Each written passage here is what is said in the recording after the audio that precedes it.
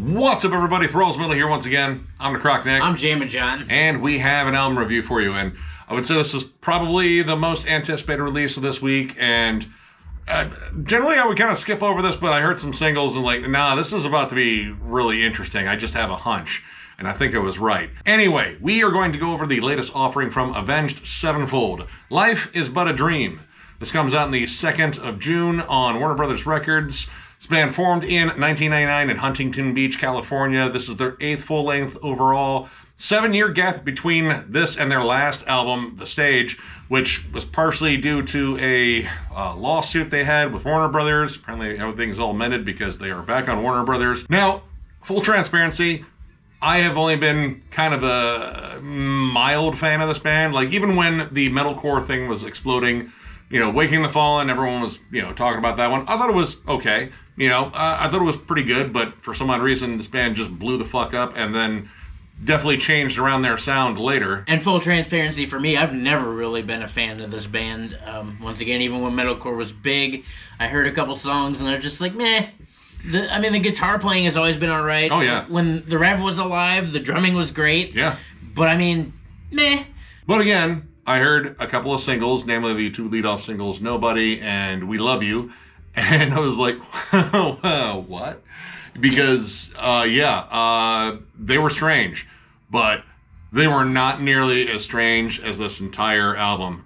This, hands down, might be the weirdest thing I have listened to this year. It might be the weirdest thing I've listened to in actually quite some time. And that's a pretty bold statement, because both of us listen to strange music all the time.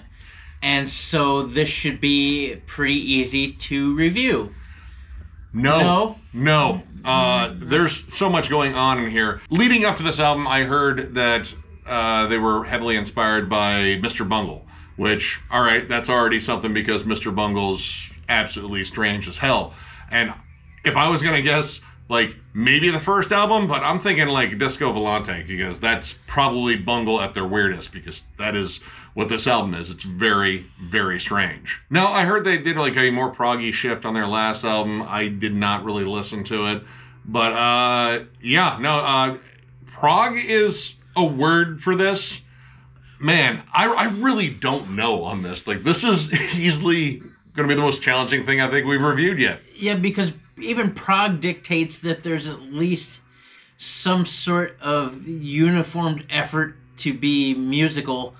And while there's a lot of music in here, let's be honest here, they incorporated a 78-piece orchestra, first and foremost. So obviously there's a lot of music in here, but it's really weird. I have a rough time even finding words to say because of what happened to me sonically. Yeah.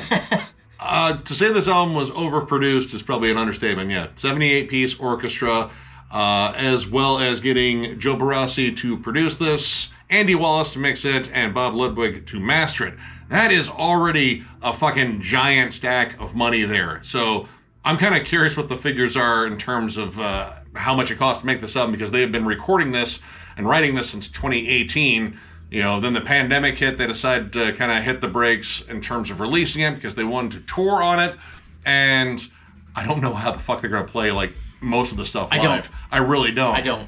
But yeah, this kind of sat in limbo for a while, and here it is, and it's weird. I don't even really know how to approach this in terms of getting into it, but just start with the opening track, Game Over. You get a lute or a mandolin.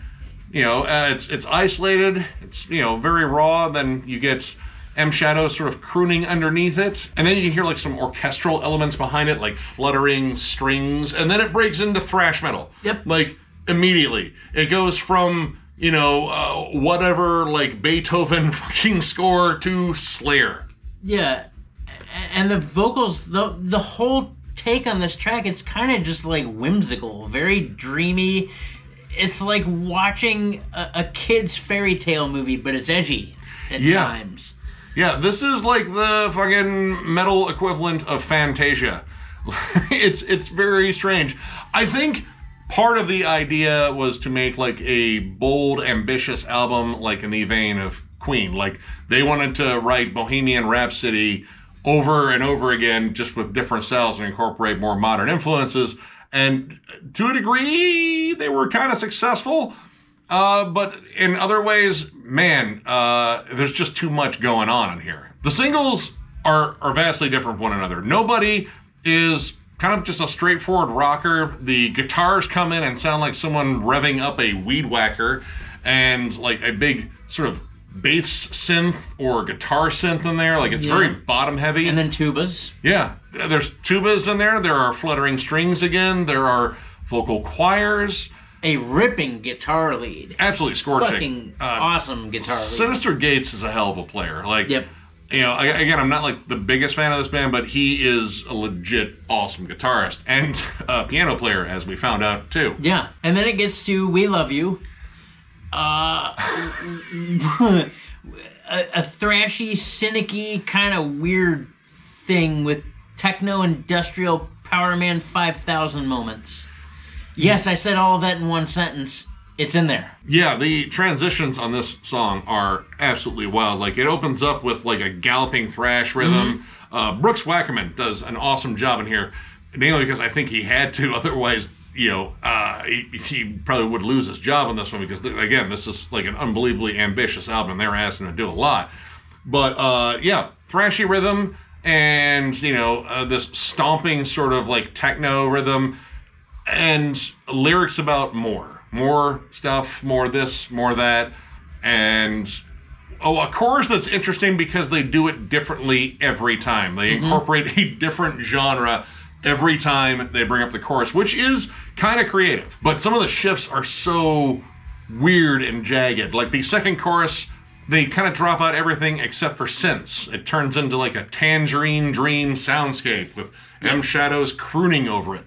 And then all of a sudden it takes a hard fucking turn to Slayer after that. Like it gets to possibly the heaviest moment on the entire album. In fact, it's one of the first times I've heard M Shadows like really scream his guts out and growl quite a bit. Yeah, and he did a good job. Yeah, and then right back to the fucking nutty transitions. Like it builds up in speed and gets crazier. But then there's a rave, and then the blues. Yeah. Yep, this is like giving everyone at the party access to the Bluetooth speaker, and everybody playing all they have all at once. And vocally, I have issues with M Shadow's vocals, namely his like higher register, like gruffer singing. He sings like someone that is taking the world's biggest shit or passing a kidney stone. I can't pick which, but everything sounds like super strained when he does that. It's like before every vocal take, they asked him to eat like 3 wheels of cheese. And it's like, no. Wait until you almost have to poop and then do the vocal takes. I mean, if you eat 3 wheels of cheese, you're not pooping. You're not pooping in the beginning. It's not happening. I don't care what you do unless you drink like a fucking half gallon of butter. If you eat 3 wheels of cheese, it ain't happening. But when it does, it'll be the worst thing ever. I think he washed it down with rubber cement. And yeah, you get kind of the point here. There's a lot of genre flipping on here. The amount of different artists that we wrote down is staggering. I wrote down Mr. Rogers, like not really an artist, but Mr. Rogers style, you know, music. Bobby Darin, Bob Seger, Slayer, Emerson, Lake and Palmer, Frank Zappa, Alice in Chains, Faith No More, Liquid Tension Experiment, Dream Theater, The Red Hot Chili Peppers, Daft Punk, Tony Bennett, Isaac Hayes. I put Barry White too for good measure. Barry White. I mean, it's all there. But I mean, like, that's how much is happening in almost each and every song, with the exception of the song Cosmic. I like the fuck out of that song. Cosmic is quite possibly where this all really comes together really well. It's the longest song on the album, about 7.5 minutes, and it's less jarring. It's notably more of like a really evenly flowing song. The way the song builds up is quite remarkable. Like you have, again, strings, like Hammond organs, soft vocals, and it's this steady sort of build-up, and it's very, I don't know, warm and inviting, maybe cosmic. And by the way, we're still describing an Avenged Sevenfold record. For those of you that are fans of this band, we are still talking about an Avenged Sevenfold. This was a song that they did. Yeah. But I really like this song. It all kind of flows together nicely. It's very spacey, very cosmic. It just feels kind of out there. Feels like an old prog song. It really does. Like, elements of Rush and Yes. Again, Emerson, Lake and Palmer. Hell, I'll even throw in Asia for good measure, too. Elton John. Yeah. The piano work on here is excellent. Way to go, Sinister, on that one, too. It's interesting how it builds because it gets to this kind of more up-tempo section that's a little bit more rocking, and holy shit, a long fucking guitar solo. And it's fucking awesome. Very well done guitar solo. But that long lead section takes a hard turn into Bob Seger territory. Like, it kind of gets a little bluesy and sullen, more piano driven, and again, like, you kind of hear the song sort of shift and mold as it goes on. Like, there's horns that come up. It gets a little bit noisier, and it turns into this big spacey kind of prog section at the end. And honestly, the whole song flows really well. That song certainly does flow well. One that may not flow certainly well would be the song Ordinary. Anything but.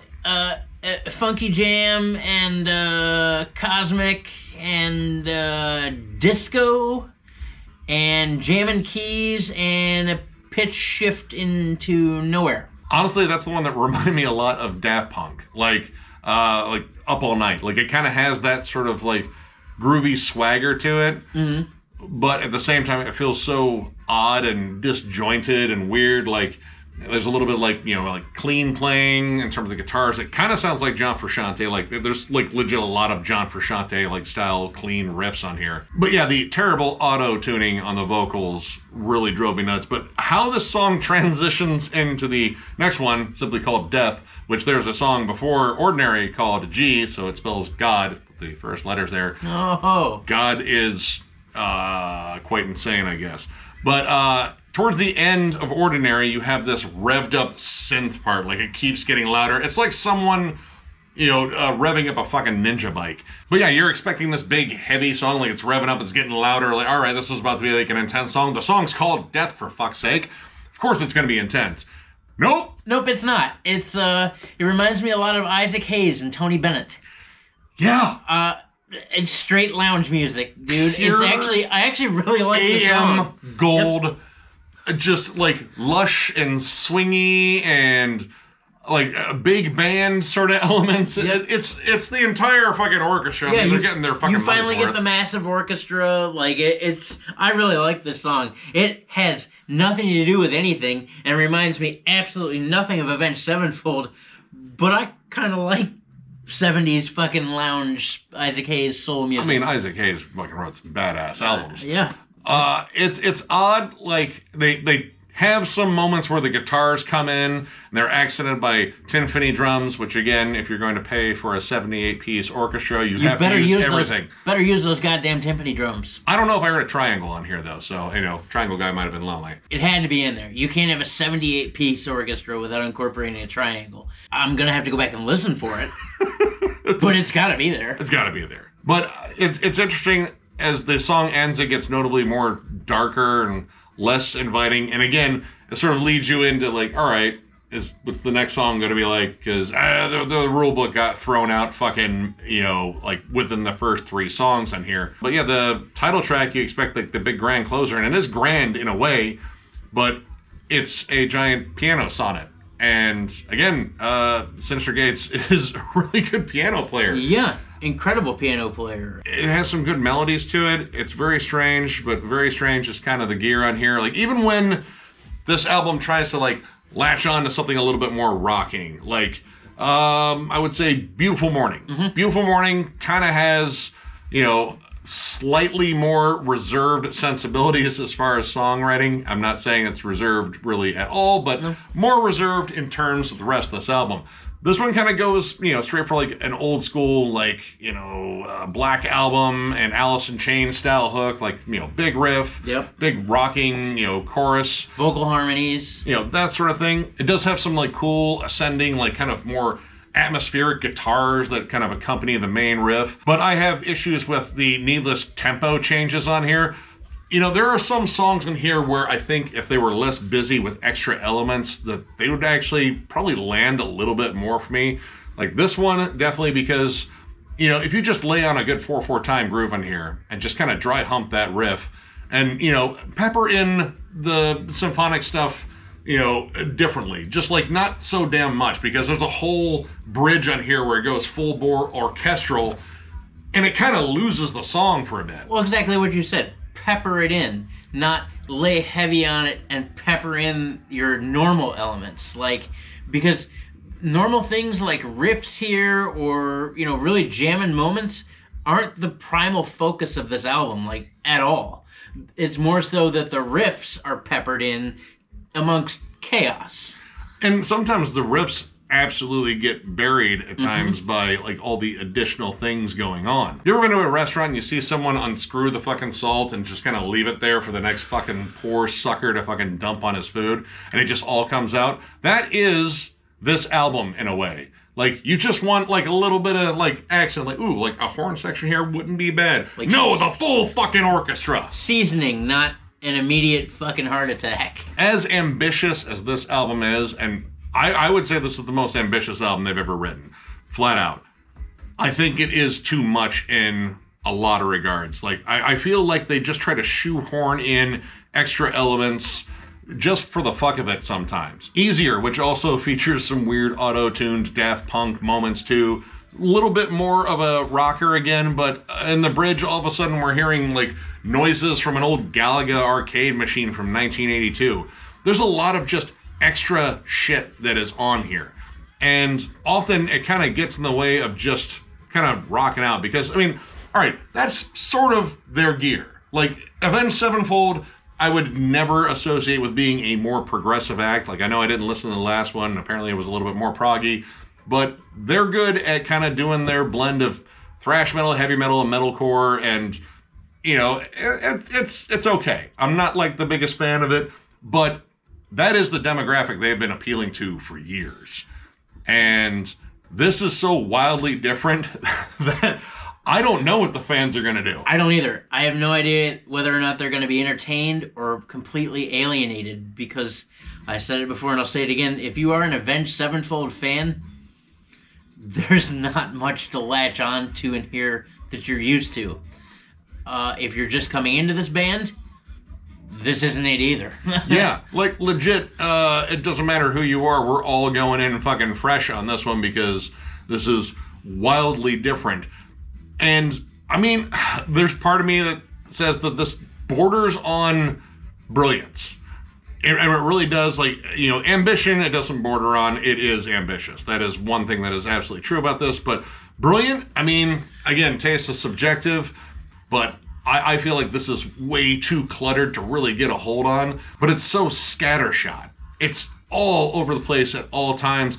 And it doesn't really give you a lot of moments to hang on to. In fact, you know, Cosmic being the one that I think is like a true blue stand-on here, one of the reasons why that song latched on to both of us was like, all right, these are slower builds. There are longer sections to hold on to, and they're not trying to fucking jam a tuba and a fucking mandolin and a whole string section in every moment. Because that is kind of the vibe on a lot of these songs. It's just crammed in there. Because they're not, like, super long songs. Like, they're not writing songs in the same length of, like, Dream Theater or BT Bam or anything like that. Right. All these songs are under 10 minutes long, and I feel like they just don't have room to breathe. Yeah, because when you think of prog music, you think of long, lengthy songs where they have time to incorporate all of what they're trying to squeeze in. You can squeeze in all this crazy shit into a 15-minute song because you have so much room to work with that you're not cramming everything together, more like cramming, here's everything we got, fucking eat it, right now, in your throat, blah! Yeah. That's what's happening here. And that sucks because there's a lot of moments in here that I really liked that kind of get just suffocated by all the other shit they throw in. Like the song G has some really cool old school prog to it. And it's got a little bit of funk to it. Like you kind of mixed up, you know, like Rush and Red Hot Chili Peppers and like threw in some cool synths, and it really works. But they threw in some really bad vocals on top and some additional, what could be female vocals. It could be just pitch corrected. I'm not 100%. I'm not 100% on it either. But the chorus hook is bad, and overall the vocals just add nothing to it. As an instrumental, it might have been really interesting, but... Yeah, because of how much was incorporated into that song, you could have left it as an instrumental, because that song has a really abrupt ending too. It just fucking stops. But it should have been instrumental because of how much stuff they tried to cram in there. Like, it didn't make sense to begin with, really. But you would have been able to kind of, I think, latch onto it more if you hadn't had the vocals to distract you from such things. Even with the abrupt ending, I still think it would have made more sense as an instrumental. Yeah. And, I mean, part of me thought this, like, all right, this is the last song they recorded because it ended abruptly, and that's where the budget ran the fuck out. But, yeah, I wanted to like this because I appreciate this level of just creativity and just going for it. Yep. But when it came down to the execution, again, it's very scattershot across the board on here. And that kind of prevented me from getting into it because I would hear elements that I think, like, wow, man, kind of ride that out. Nope, you already fucking changed your mind. And there's the fucking tuba and a synthesizer, and, oh, there's the triangle. There it is. The guy showed up that day. Maybe this would work as, like, I don't know, the movie score to 10 different movies. But as an album, this really just does not gel entirely. And while I am impressed in terms of the musicality and the ambition behind it, but when it came down to songs that I would actually return to and jam again, there's only like a few on here, honestly, because the rest are kind of a jumbled fucking genre blender of fucking insanity. Much like him, I am very curious to see how the rest of Avenged Sevenfold's fan base takes this one.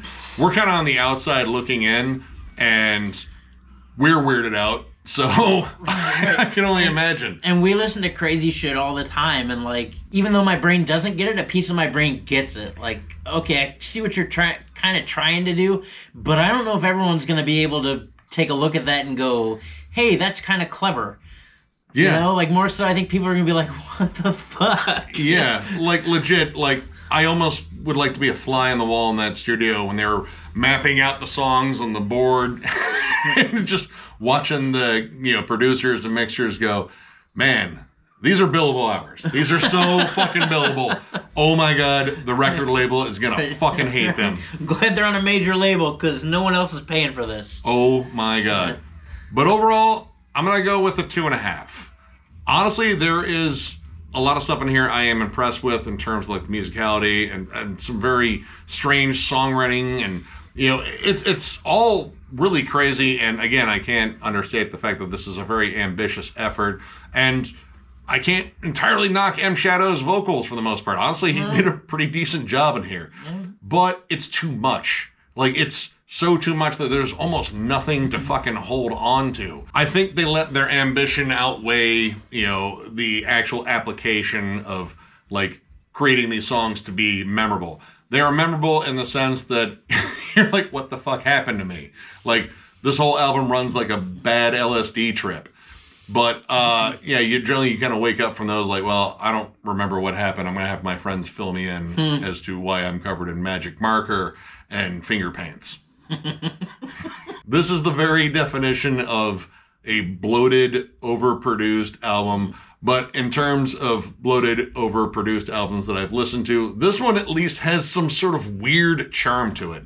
So I don't know. Like, I wanted to rate this a question mark, but that feels like a fucking total cop-out. But I'm going to go with a 2.5. It could go up. It could go down. I don't know. There's a lot of I don't know about this fucking album, but I don't know. I'm curious to see what you guys think. In all honesty, I'm going to go with the 3. And the majority of that is for pure entertainment value. Overall, as songs, these do not gel at all. There's 2 songs, and really actually like 1.5 songs that I would really ever really go back to, because the other 9 songs are just so batshit insane. Like, we struggled. We really struggled to find out either A, what we were going to say, or B, what we were going to rate. And even like walking into this room and sitting down here right now to rate this, I wasn't really 100% sure. But then as we got to talk about it more, I realized that, like, I was grossly entertained by all of it. There is so much happening, and normally that kind of a clusterfuck would completely turn me off. But in this case, it was whimsical and cosmic and, like, just flat out entertaining. Yeah, it's like going to the circus, except all the animals are on bath salts. You ever seen the movie Walk Hard? Yes. Towards the end of Walk Hard, when Dewey Cox writes his like life story in a song, and it's after he takes a bunch of acid and like he gets there's a part in the movie where he brings in an orchestra and a choir of people and animals and like 70 didgeridoos, and he wants everything to be in this song, like an entire microcosm of his life. And that's what a majority of this record was. It was the end of Walk Hard when Dewey Cox writes his life story. That movie was grossly entertaining. I don't know what else to really say about this other than you have to listen to this for yourself. Like, I thought we were going to shit on this band because I'm not a giant Avenged Sevenfold fan, and instead I turned out to be grossly entertained by whatever the hell this was. Let us know in the comments what you think of this. I really encourage all of you, Avenged Sevenfold fan or not, to listen to this for yourself, and I dare you guys to try and make more sense out of this than we did. That's a challenge to everybody, because good luck. If we have any music theory professors that watch us, pick this motherfucker apart, man, because Please do. I don't get it. I really want to know. It's like a Rubik's Cube, except like every little cube is a little genre written on each one. The last thing I want to say, because I'm genuinely curious, is when you get through a lot of these songs, you start to notice a slight pattern. Like the first couple songs reminded me of like Frank Zappa and Mr. Bungle. And then Beautiful Morning was Alice in Chains. Then Easier was kind of Faith No More. And then Liquid Tension was like Dream Theater and Red Hot Chili Peppers. Then you get some Daft Punk. Is it a concept album? Were they trying to emulate all of some of their favorite bands and write a song that kind of loosely mimicked that? Like, I'm really curious, to be honest. I don't know, but maybe.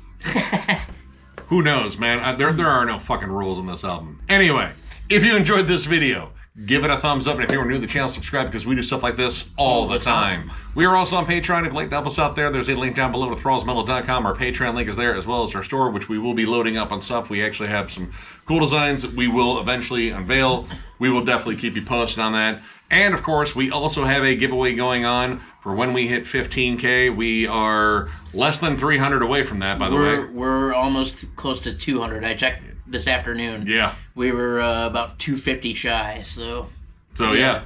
But all you have to do is comment on the video link down below. It is also playing automatically on our channel. Once you comment, you are entered. I'm giving away a stack of 10 CDs to some lucky metalhead out there. And yeah, we can't wait to reach this milestone, because it's crazy we're actually here. It's nuts. 5 years later, here we are sitting in the basement still doing this shit.